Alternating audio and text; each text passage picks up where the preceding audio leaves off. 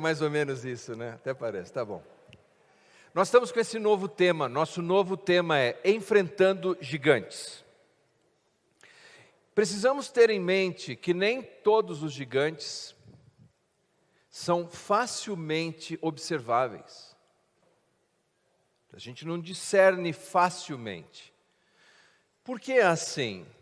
Porque a Bíblia nos ensina que Deus, Ele criou o mundo visível e o mundo invisível. E por essa razão existem seres e realidades espirituais que nós não conseguimos acessar com os nossos 5 sentidos: visão, olfato, audição, paladar ou tato. Simplesmente essa realidade espiritual escapa a esses sentidos. Seria como você ter um pendrive ou um HD externo. Eu digo a você que ali tem várias informações, imagens, vídeos, áudios, textos, mas quando você olha para aquilo, você não vê essas informações.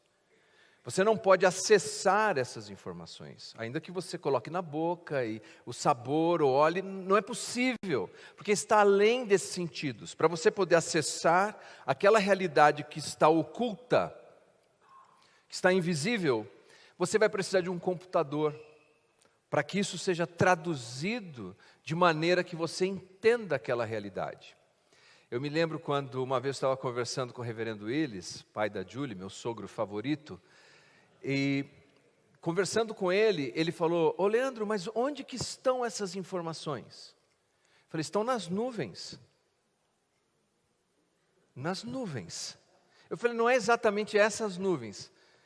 Ele falou: "Eu não entendo isso." Nem eu. mas é uma realidade. Estão armazenados em supercomputadores, distantes de onde estamos, que conseguem transmitir essas informações. Uma outra maneira de entendermos isso, essa realidade invisível, mas factual, meu slide dessa manhã.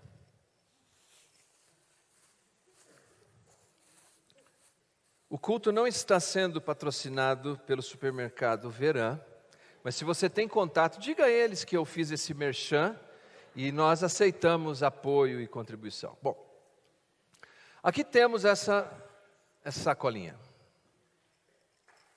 Vazia? Obrigado. Isso, não é pegadinha, fiquem tranquilos.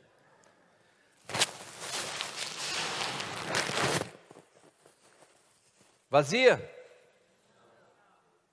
Vazia? Cheia? Mas vocês veem o que tem aqui dentro? E já saiu o que tinha?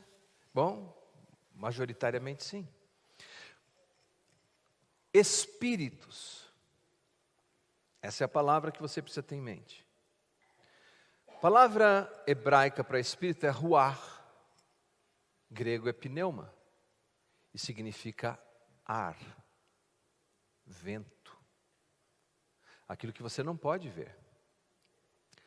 Quando eu segurei a sacolinha e enchi com ar, você ainda não podia ver o ar, mas você viu o efeito dele. E essa é a realidade com a qual nós lidamos todos os dias. Existe algo que é invisível aos nossos olhos, adversários que são invisíveis aos nossos olhos, mas que se tivermos o discernimento adequado, nós veremos os efeitos do que eles estão fazendo.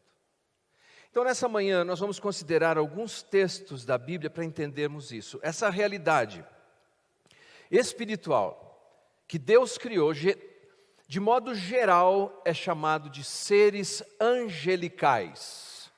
De modo geral, há subdivisões, mas não podemos discutir isso hoje. De modo geral, são anjos.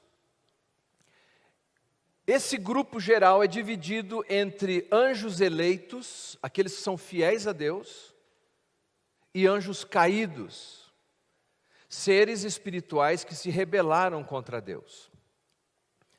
A Bíblia não sistematiza isso com muitos detalhes, mas aqui o que a Bíblia diz.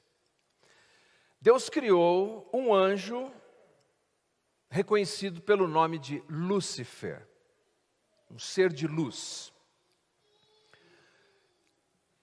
Por inferência de 2 textos dos profetas do Antigo Testamento, livro de Isaías e livro de Ezequiel, nós temos passagens que descrevem, preciso da sua atenção total, não dividida nessa manhã.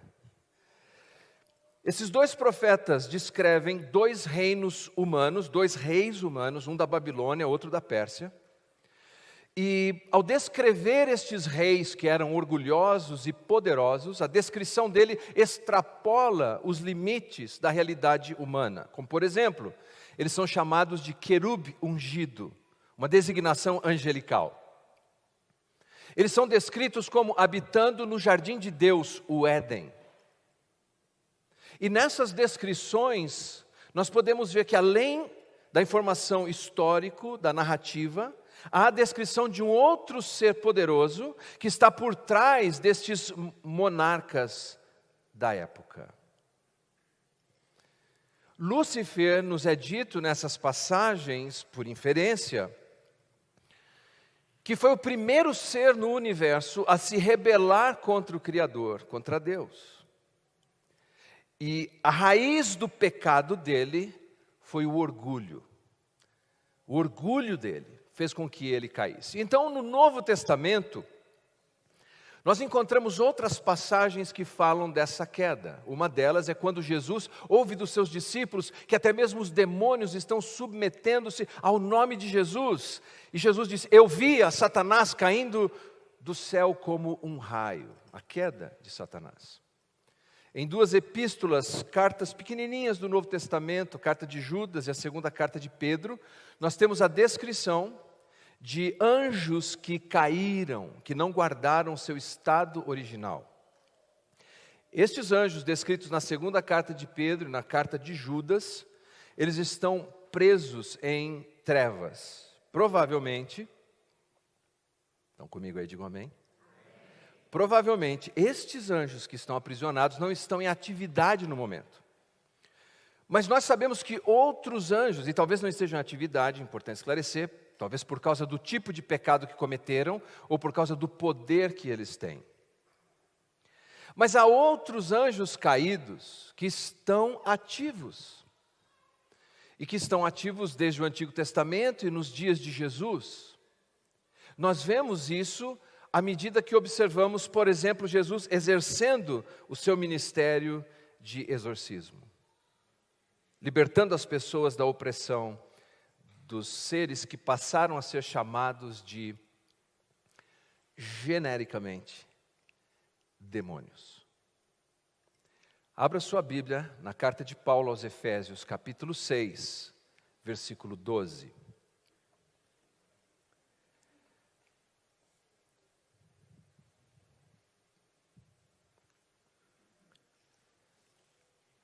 Efésios 6, 12. Se você encontrou, diga amém. Muita atenção nessa leitura.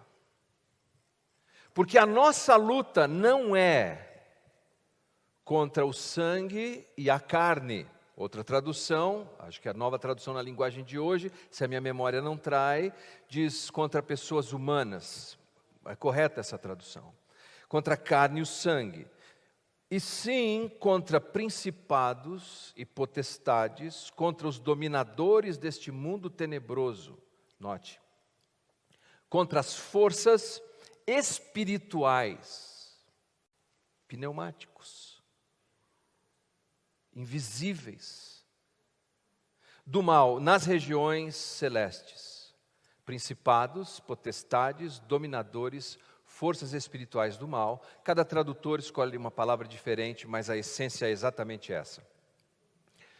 O que nós podemos, mais uma vez, inferir desse texto, é que estes seres espirituais, primeiramente, eles são organizados. Há uma estrutura muito bem organizada em que eles funcionam. E nós podemos dizer que há um espelhamento aqui.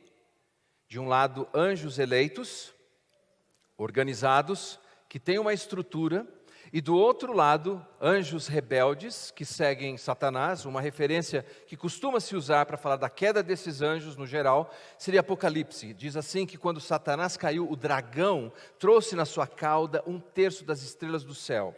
E alguns estudiosos dizem que esse 1/3 das estrelas seria referência a esses anjos. Muitos, milhares. Um homem no Novo Testamento estava possuído por 6.000 deles, uma legião inteira. Uma pessoa, 6.000 demônios nele. Veja só. A outra informação que nós temos é que além deles serem organizados e poderosos, eles têm uma estrutura hierárquica, e é o que está descrito aqui. Nós não temos familiaridade com a linguagem do texto, porque nós não vivemos, por exemplo, numa estrutura monárquica. Mas agora, com os noticiários falando do falecimento da rainha Elizabeth II e da ascensão do rei Carlos III, nós estamos ouvindo esses termos, né? O duque, a duquesa, o rei, o príncipe. É a linguagem que Paulo utiliza, que para os seus dias era muito comum. Então, se você me permite, eu vou transferir essa linguagem para os nossos dias, para que tenhamos pelo menos uma visão mais próxima do que ele tinha em mente. Imagine o seguinte, que quando ele fala de principados, ele está falando de as Forças Armadas. Forças Armadas, que cuida do geral, do país inteiro. Abaixo disso, nós temos então potestades. Poderia ser a Guarda Nacional, que cuida também, mas de assuntos internos do país. E depois, dominadores, nós poderíamos falar da Polícia Militar, Estado. E finalmente, Guarda Municipal, forças locais. E de novo, espelhado. De um lado o bem, do outro lado o mal. E como nós podemos ter essa conclusão? E aqui o primeiro ponto que eu espero que você carregue nessa manhã e se lembre depois. Quem são os nossos adversários? No livro de Daniel, no capítulo 10, está comigo aí, diga amém. Livro de Daniel, capítulo 10. Daniel, depois de se debruçar e orar e clamar a Deus e pedir uma resposta, ele finalmente é visitado pelo anjo Gabriel. O anjo Gabriel diz assim: Daniel, você é um homem muito amado, falamos disso um outro dia aqui, e o primeiro dia que você orou, as suas orações foram ouvidas. Mas quando eu vinha trazendo a resposta, tudo isso está invisível. Tudo isso estava invisível para Daniel. Mas quando eu vinha trazendo a resposta no caminho, ele diz assim: o príncipe, o principado da Pérsia. Ele não está falando de um reino humano, ele está falando de um ser espiritual. Ele diz: esse ser me parou no caminho, e eu lutei contra ele, mas eu não conseguia trazer a resposta. Então Miguel, que é um arcanjo, um anjo principal, veio ao meu encontro e lutou com ele, e aqui está a sua resposta. Veja, principado. E ele diz assim: o príncipe da Pérsia, o arcanjo Miguel, um espírito de alta patente, maligno, cuidando dos assuntos do rei da Pérsia. O outro de alta patente, cuidando dos assuntos do reino de Israel. E eles estão se digladiando num ambiente em que ninguém via. Não fique assustado. Quando nós olhamos para isso, nós podemos ver então que existe essa estrutura organizada, que de um lado procura avançar o reino de Deus e do outro lado procura resistir ao reino de Deus. Mas cuidado aqui. Primeiro, a Bíblia jamais ensina uma doutrina conhecida como maniqueísmo. O maniqueísmo é uma doutrina que ensina que existe um Deus bom, todo-poderoso, e um Deus mau, todo-poderoso, que estão em conflito contínuo. A Bíblia não ensina isso. A Bíblia ensina que existe apenas um Deus todo-poderoso. Esse Deus todo-poderoso criou seres bons, mas estes seres que se rebelaram se tornaram então antagonistas a esse Deus, chefiados por Satanás, que literalmente significa adversário. O problema que nós vivemos com essa questão é o seguinte: de um lado, Tem gente que supervaloriza isso. Na minha época, quando a gente começa a falar na minha época, quer dizer que o cara já está ficando meio velho. Na minha época,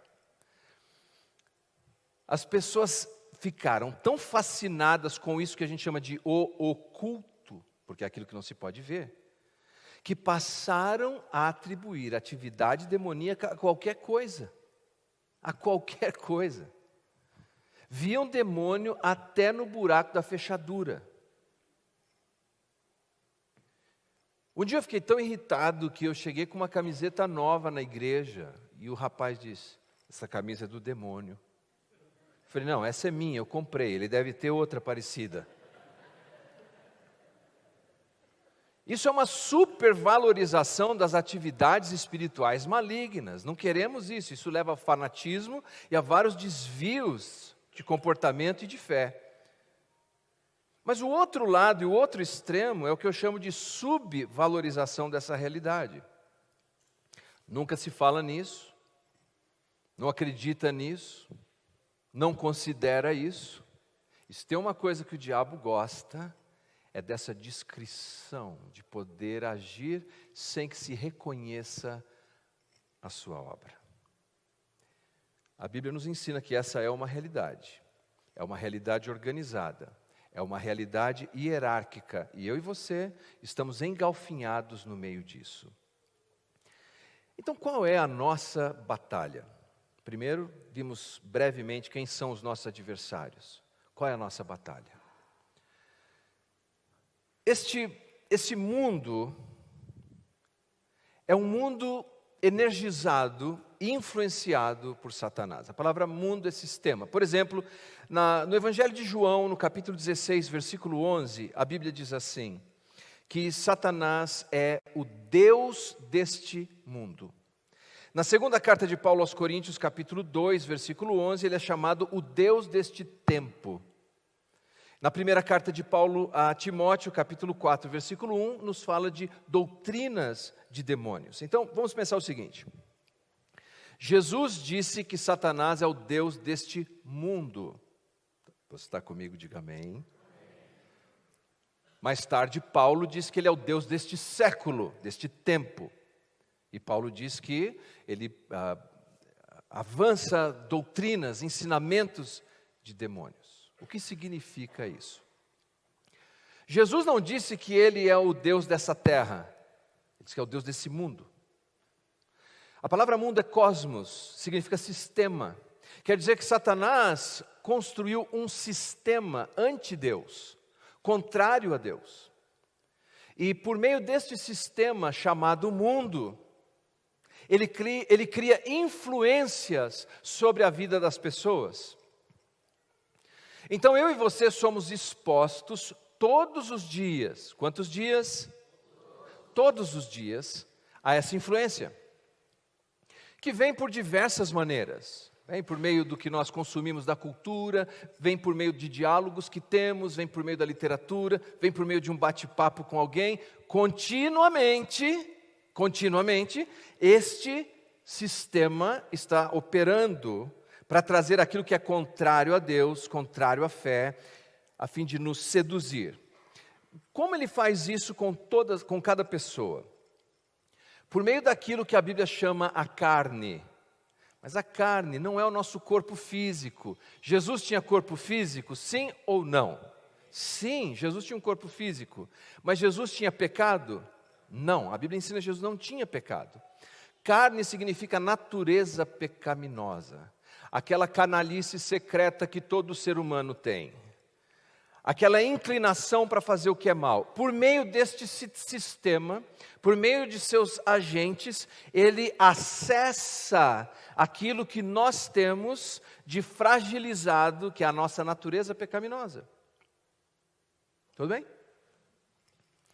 E com isso, ele vai produzindo algumas coisas em nossas vidas. E aqui estão as 3 áreas que ele atua em nossa vida. Primeiro, eu quero chamar de opressão. Cabeça. Vamos lá, cabeça, diga. Coração. Mão. essas são 3 áreas para a gente sintetizar esse assunto que é muito amplo.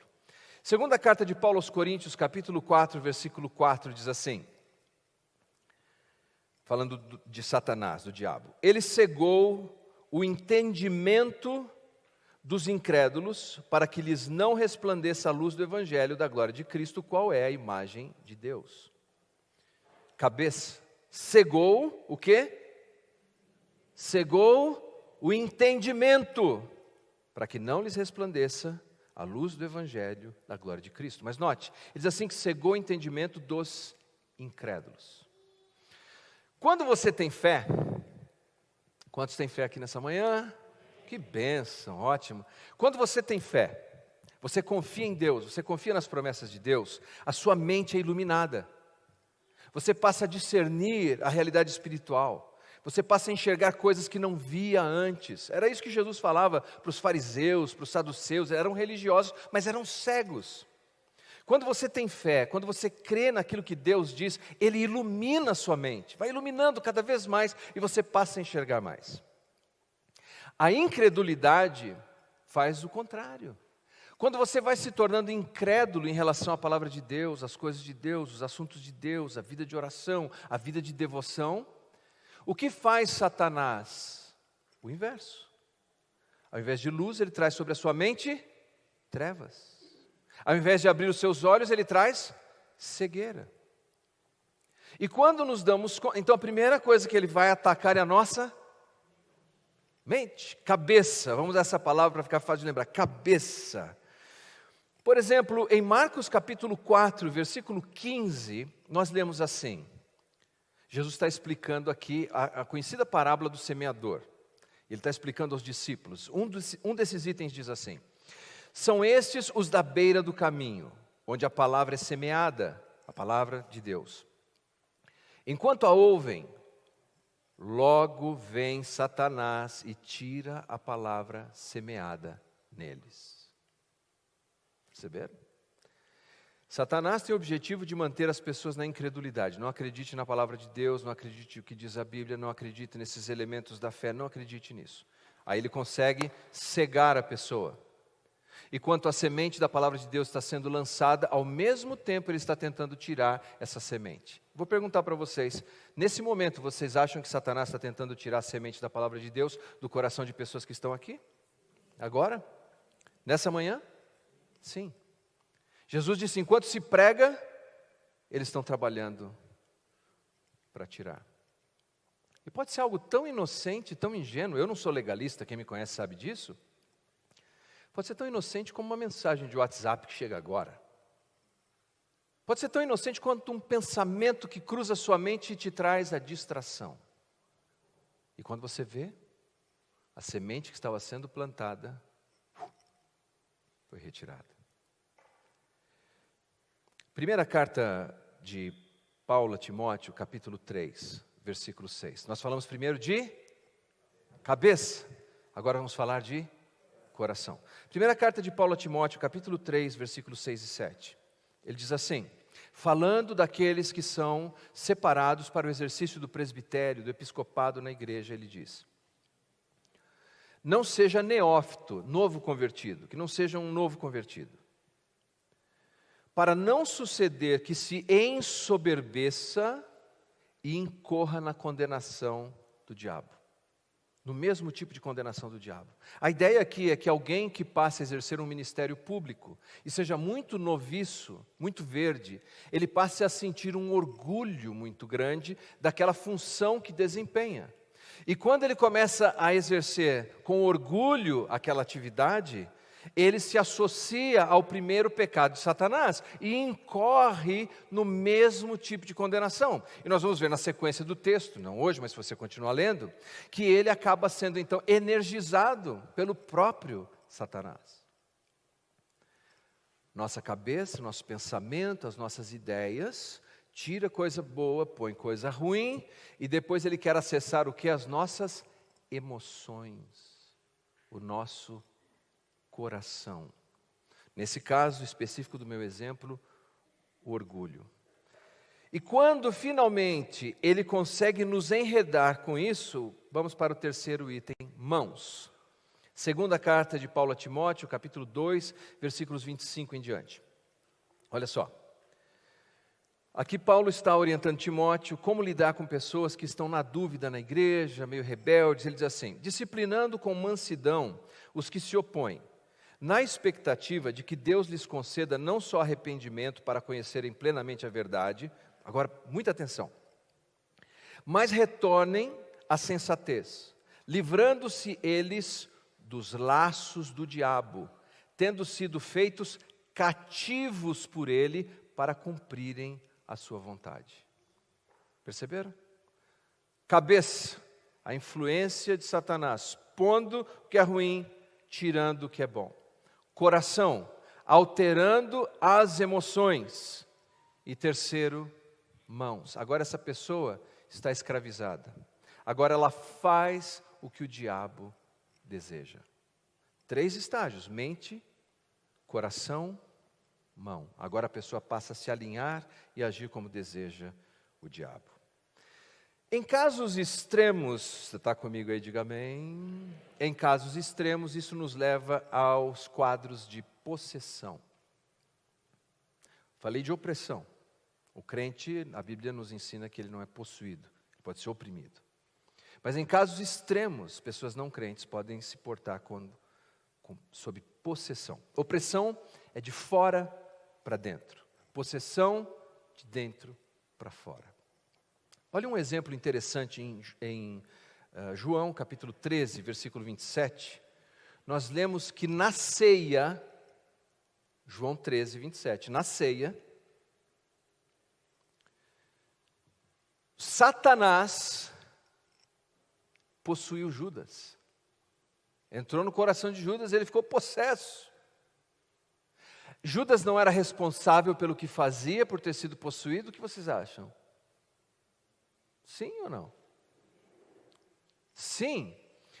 Porque embora a Bíblia não nos diga como uma pessoa fique possessa, nós vemos que de alguma maneira há uma rendição contínua aos desejos e à direção desses espíritos, até que chega um ponto que a pessoa está completamente controlada e possuída por eles. Bom, por que essas informações são tão importantes? Porque você e eu, nós enfrentamos gigantes e batalhas. E muitas vezes pensamos que a nossa guerra e a nossa batalha é contra pessoas humanas. Criamos animosidade, rixas, desinteresse, não perdoamos as pessoas. Quando nossa maior batalha está acontecendo no mundo que não vemos, que é espiritual. E o que esse mundo espiritual está fazendo? Tentando persuadir a sua mente, tentando sensibilizar o seu coração com emoções que não são saudáveis e alinhadas com o Evangelho, para que finalmente coloque você em ações de rebeldia contra Deus. Pergunta: o que está guardado aí na cachola? O que tem na cabeça hoje? Como estão as suas emoções? Que tipo de emoção você tem cultivado no seu coração? E as suas mãos? Quais são as suas ações? Cuidado, porque as pessoas podem ser enredadas e quando se dão conta, estão vivendo de acordo com a vontade de Satanás. Bom, vimos então quais são os nossos adversários, vimos quais são as nossas batalhas. A grande pergunta para encerrarmos nessa manhã: quais são os nossos recursos? Vamos deixar para outro dia? Ótimo, então posso continuar. Quais são os nossos recursos para enfrentarmos isso, para lutarmos contra isso? Primeiro texto, Tiago capítulo 4, versículo 7, diz assim: sujeitai-vos, portanto, a Deus, mas resisti ao diabo, e ele fugirá de vós. Sujeitai-vos a Deus, ou seja, sujeitar-se a Deus é o que Deus diz na sua palavra sobre isso que eu estou vivendo. Pela fé, eu vou me submeter a isso. Senhor, para ser sincero, Senhor, eu nem concordo, eu nem acho que deveria ser assim, mas a sua palavra diz que é assim, eu vou me sujeitar a isso. Eu vou me submeter a isso. Você não pode primeiro querer enfrentar esses seres poderosos e espirituais do mal, sem primeiro sujeitar-se a Deus. Agora veja só, quando você se sujeita a Deus, se submete à palavra de Deus, se submete à vontade de Deus, agora você pode resistir ao diabo. E quando você resiste ao diabo, agora algo excepcional acontece. O texto diz: ele fugirá de vós. Tem crentes que vivem com medo, fugindo do diabo, quando deveriam se sujeitar a Deus, resistir ao diabo, e o diabo vai fugir dele. Que Deus nos abençoe para sermos esse tipo de gente. Voltando no texto de Efésios, que é o nosso texto básico, Paulo nos dá uma outra orientação que está em harmonia com o que diz Tiago. Depois de descrever contra quem é a nossa luta, contra quem é a nossa batalha, Paulo diz assim, capítulo 6, versículos de 13 a 18. Portanto, tomai toda a armadura de Deus para que possais resistir, note, no dia mau. Tomai toda a armadura de Deus para que possais resistir no dia mau. Nem todos os dias são maus. Nem todos os dias você está nessa batalha tão intensa. Ah, mas tem dias, não tem? Tem dias. Para que você esteja pronto para enfrentar o dia mau, antes desse dia você tem que tomar toda a armadura de Deus. Porque você sabe quando será o dia mau? Você sabe?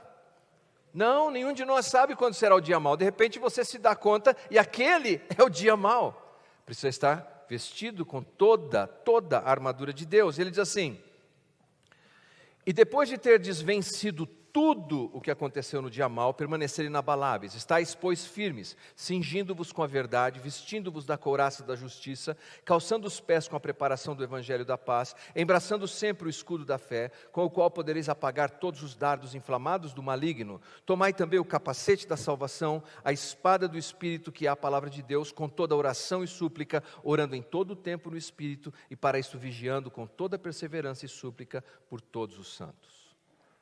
Quais são os nossos recursos? Sujeição a Deus, submeter-se à palavra de Deus. Quais são os nossos recursos? Toda a armadura de Deus. Paulo provavelmente, nas suas prisões, ele via o soldado romano ali preso, e ele observava o soldado romano.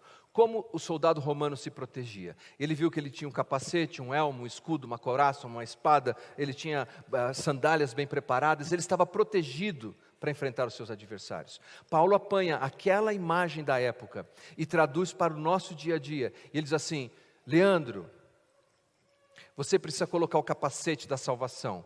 O capacete da salvação é o que eu coloco dentro da minha cabeça, por palavra de Deus, promessa de Deus, versículos da palavra de Deus, aquilo que edifica, aquilo que faz bem. Controle seus pensamentos, porque esse é um campo de batalha.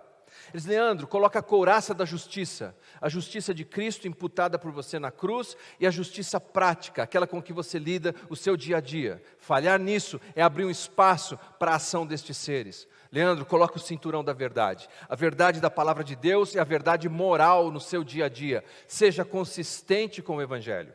Leandro, empunhe o escudo da fé. Confie em Deus, confie no caráter inabalável de Deus. Empunhe esse escudo. Leandro, apanhe a espada do Espírito para botar esses seres para correr.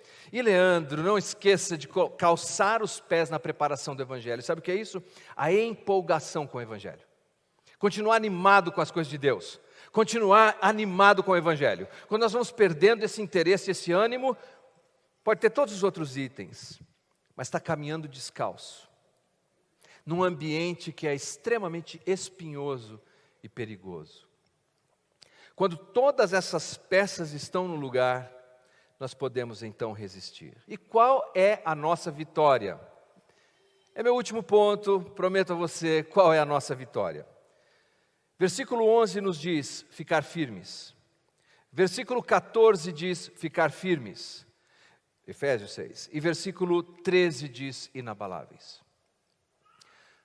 A sua vitória não é apenas dizer: então eu estava com essa luta, agora eu consegui aquele emprego. Eu estava doente, agora eu fui curado. Eu estava com esse conflito no meu casamento e se resolveu. Essa não é a sua vitória. Eu vou dizer por que não é a sua vitória. Porque a vida é cheia de dinâmicas, de desafios que vão e vêm. Você sara de uma enfermidade, vem outra enfermidade. Você resolve um emprego, precisa de outro emprego. Você faz um investimento, precisa de outro. Não tem fim isso. É o ciclo de estar vivo. A sua vitória é quando vem o dia mau, o dia em que você se depara com esses desafios e você está firme. E vem mais um e você está firme. E vem mais um e você está inabalável. Essa é a nossa vitória, porque nós ainda estamos no campo de batalha, até que o nosso Salvador venha e diga: agora a guerra acabou, aqui está a sua recompensa. Até lá, a sua vitória é a cada dia continuar firme. Sabe uma das coisas que eu gosto de fazer, quando eu chego à noite, vocês sabem, eu durmo muito tarde, por volta de 9 da noite. Quando posso, nem sempre posso, mas quando posso. É depois de tomar um banho, cansado, chegar para deitar e fazer uma das minhas breves orações naquele momento, dizer: Senhor, muito obrigado por esse dia. Com tudo que enfrentei, todos os desafios, Senhor, por Tua graça, eu termino esse dia ainda em comunhão contigo, firme na Tua graça. Não há nada mais gratificante do que terminar um dia e terminar: hoje, mais um para a conta, firme. Russell Carter, ele escreveu um hino. Ele foi uma pessoa brilhante, ele é considerado pelos biógrafos como um homem extremamente inteligente. Ele dava aula na Academia Militar da Pensilvânia de matemática, física, além de ser um atleta de ponta. Só que quando ele estava com mais ou menos uns 40 anos de idade, ele recebeu um diagnóstico de uma doença muito severa no coração. E o médico disse: não há nada que nós podemos fazer por você, nada. Agora é apenas esperar a morte. Mas ele, como um cristão, seguidor de Jesus, que cuidava da sua cabeça, cuidava do seu coração, cuidava da sua mão, cuidava dos seus pensamentos, cuidava dos seus sentimentos, cuidava das suas ações, ele escreveu esse hino, que eu quero ler um trecho para vocês. Firmes nas promessas do meu Salvador, cantarei louvores ao meu Criador. Fico pelos séculos no seu amor, firme nas promessas de Jesus. O coro: firme, firme, firme nas promessas de Jesus, meu mestre. Firme, firme, sim, firme nas promessas de Jesus. É assim que nós vencemos as nossas batalhas. Vamos ficar em pé, firmes, sempre firmes nas promessas de Jesus.